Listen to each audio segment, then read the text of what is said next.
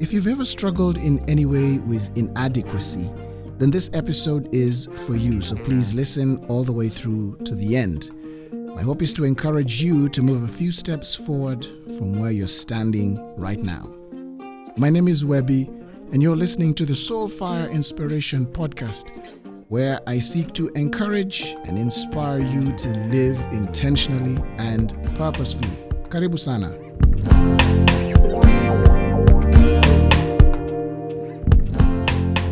Forgive me, my dear listener, for I have sinned. It's been 8 months since the last episode. Seriously though, I think I needed time to settle into this season of my life. That's since the beginning of 2022 to now, and this is August at the point of recording this. You see, in the last episode where I talked about restoration, that's episode 24, I mentioned about how God restored a dream of mine to go back to school. That's a dream I'd actually quite given up on. The other thing that God did is give me a new assignment. And I promise, I don't mean that as a pun, considering I'm mentioning school quite a bit here. I feel like God led me to doing something that I used to do a little over a decade ago, something that I didn't quite see myself ever going back to, and that is teaching elementary level music to children between the ages of 4 and 6 years. Quick background, this is actually the first job I ever did between the years of 2003 and 2009. I mean, I'm a fresh high school graduate, sort of charting my path in the world, trying to figure out what I'm going to do with my life. Somebody believed in me, gave me the opportunity to work alongside them in a music school, teaching children. I mean, I had some background music education in high school, but I'd never gone to study to be a teacher. So you can imagine that was a steep learning curve for me. And I'll tell you a little bit about my experience as I go along and what I had to fight going back into this same space, but to do the same thing in a new way. You see, it's been something of a whirlwind, settling into being a student and a teacher at the same time in this season of my life. I prayed for new opportunities, ways to earn something to keep the lights on. But I quite honestly didn't imagine that the answer would come in the form of something as unexpected to me as teaching. This is actually what I wanted to share on in this episode. And so in case you're wondering why this is such a buzz, stick around. First though, let's ground our reflection in scripture. I'm going to be reading out of Philippians chapter 2, verse 13. And this is the NIV version. And it says, "For it is God who works in you to will and to act in order to fulfill his good purpose." Now, the context of this scripture is about working out our salvation into living obediently to God. And the subheading that precedes verse 12 is "Do everything without grumbling." And I'll explain why this is important in just a moment. First, let me take you back to this whole trip that I've been on. I sensed that God was leading the path of my life's work down a different path. I'd always wanted a successful career as an artist, and I still do. My idea of success was to have a positive impact through my creativity and to generate an income that I could live on. However, I was starting to see that God was taking me through a process that would redefine my idea of success. Yeah, and all this while bringing me to a place where I could trust him to provide for me. Now, this was hard because it meant that some parts of it would have to be blind, if I could put it that way. Like, I don't know what the outcome would be. And as much as I'd like a guarantee, I can't get myself one. I just have to keep putting one foot in front of the other and trusting that his will is what's going to work for and provide for my life, And this would also mean laying down career ambitions for a season, devoting all my energy and focus to gaining momentum in the new direction I was headed, and possibly gain new revelation for how to pursue the artist side of my work, maybe at a later time, a later point of my life. I don't know. I even had to come to terms with the fact that it was possible I wouldn't go back to music as I've always done it. But again, the baby step here was learning to trust that God has already written the story of my life and he was leading me down the path that was already meant for me. Here's the thing though. I never saw myself as a teacher. In fact, if I'm honest, and I am, I absolutely hated it. This is the part where I tell you what my experience was like. You see, right from the time I started, it was a struggle for me. It just wasn't how I saw myself progressing through life and achieving my goals, even though that's kind of the opening that presented itself at the point where my life was taking a different turn. But then when I sat down with this to understand why I felt so strongly in this way, I discovered that the underlying emotion of hating teaching, that is, the underlying thing was that I felt inadequate. I didn't feel like I knew enough, like I was good enough, or that I'd be effective at this. I felt unqualified, and also I felt scared. I mean, it's for some of you who've had the opportunity to hang around kids, it can be an intimidating experience. Now imagine teaching them or helping them go from zero to hero in some skill, whatever that is. The irony is that when it comes down to it, I'm pretty good at it, as I'm discovering about myself. Also, at this point in my life, I'm a dad. So I'm essentially teaching children that are in the age range of my youngest child. But you see, in this season of my life, getting into teaching, that wasn't enough to compel me to see that this was something I could excel at. God, however, brought me to this place because I think it was also in his will to address the part of me that struggled with this assignment. And the long story short is that after finally surrendering to the process, I can't begin to tell you how much I love my work. Seeing my students go from 0 to 6-year-old music heroes, that's something, I promise. It's really amazing.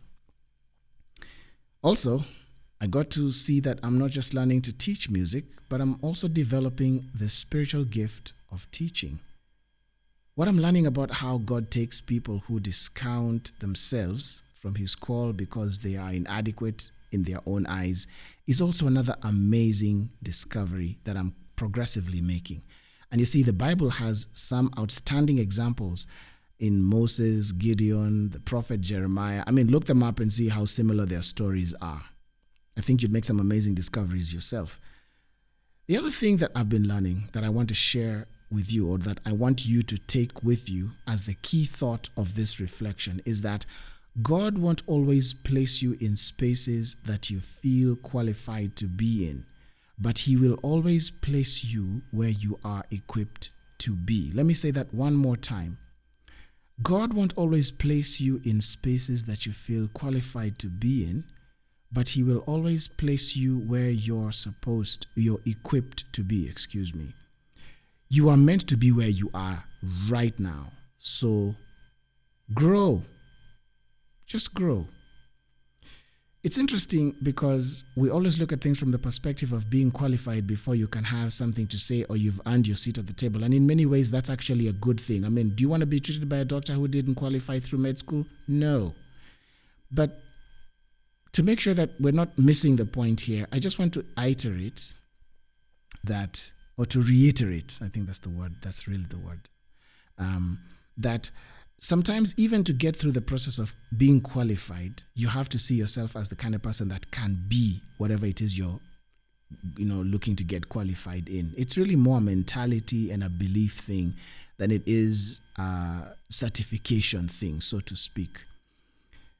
And even through the process of being, going through the learning and sort of gaining the knowledge that will enable you to be effective in whatever it is that you're looking to get into, you have to constantly remind yourself that you are capable of achieving whatever the end result of that process is.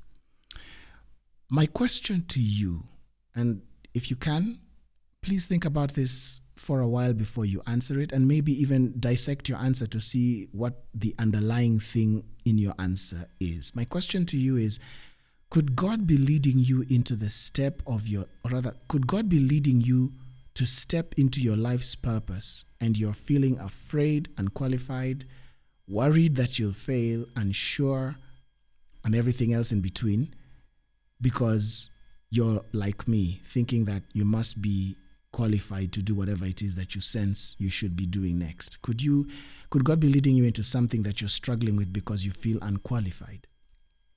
Because if you feel this way, then I'd like you to know that that's the confirmation that you're on the right path. It might mean stepping away from what you're used to, what you've always known. And here's a big one: the outcome you prefer. It might also mean going on a steep learning curve or feeling vulnerable for a while. But I promise you this, it'll be right where you're supposed to be. While you're there, in obedience, that is, not grumbling about how uncomfortable it is, you'll experience God's provision, grace, you'll have wisdom, you'll discover the things about yourself that you didn't possibly or couldn't possibly have imagined were latent in you. And the best part is that you'll go into a deeper dependency on God's power to accomplish your work. Now, I mentioned about grumbling just a few moments ago, but even when I was telling you about the scripture earlier on, the context of that scripture, Philippians chapter 2, verse 13, actually the subheading, or can I say the small heading before verse 12, is that we should do everything without grumbling. Doing everything without grumbling is synonymous or is significant for accepting the process of your life, the path that God is leading you on, because it's the one thing that will shift your focus. If you're not focusing on grumbling, then you're focusing on what that season or that process of your life is giving you or bringing out in your life, so to speak. It means that this is really the key to being able to discover that version of yourself that is latent in you, because you'll be surprised. You might surprise yourself at what you're capable of doing that you wouldn't have imagined you can do, perhaps because of your background or things people said to you, experiences, and so on and so forth. At the beginning of this episode, I said that it's been 8 months since I recorded episode 24. Well, here's the thing, and this is how I look at it. 8 is the number of new beginnings. That's actually what it means. And that's significant for me, looking at what's transpired in those 8 months. And here's my prayer for you, is that you'll step into whatever you're being called into, even if it feels unideal.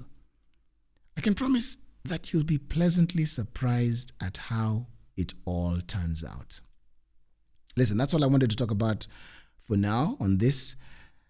And that's my time, so thank you for listening in. But I really do hope that you've been encouraged by this episode and everything that I've shared so far. I've sort of compressed it a little so that you're able to go through it and maybe keep listening to it. You'll keep picking something new every time. Consider listening to the other episodes also to draw more encouragement if this has encouraged you. And while you're at it, please subscribe to know when I release a new episode. Please also rate this podcast and leave a comment. It helps this podcast get suggested to other listeners like yourself. If you are so inclined, please also consider supporting this podcast by donating. And the details on how you can do this are in the podcast description. In the meantime, wherever you are, wherever you'll be found, don't forget to be love. My name is Webby. I'll catch you in the next one. Cheers.